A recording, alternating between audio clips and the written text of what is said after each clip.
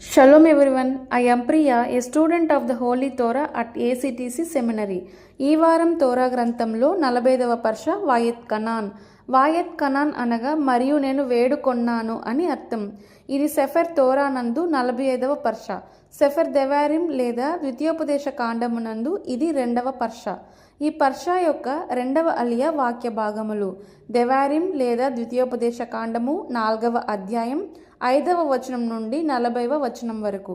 ఈ 2వ అలియాలో మోషే ఇశ్రాయేలులకు ఎలోహిం ఇచ్చిన ఆజ్ఞలను మరియు చట్టాలను బోధిస్తూ వాటిని గట్టిగా పాటించాలని ఆదేశిస్తారు. ఎందుకంటే అవి వారి జ్ఞానాన్ని మరియు ఇతర జాతుల మధ్య వారి ప్రత్యేకతను ప్రదర్శిస్తాయి. అతను హోరేబ్లో ఎలోహింతో ఒడంబడికను, ముఖ్యంగా 10 ఆజ్ఞలను గుర్తు చేస్తారు మరియు విగ్రహారాధనను నిషేధిస్తూ ఎలోహిం రూపం లేని యావే అని నొక్కి చెప్తారు. మోషే ఇశ్రాయేలుకు బాల్ పెయోర్ వద్ద అవిధేయత యొక్క పరిణామాలను గుర్తు చేస్తూ ఎలోహిం యొక్క ఆజ్ఞలకు విధేయత వల్ల ఆశీర్వాదాలు మరియు అవిధేయత వల్ల శాపాలు వస్తాయని హెచ్చరిస్తారు.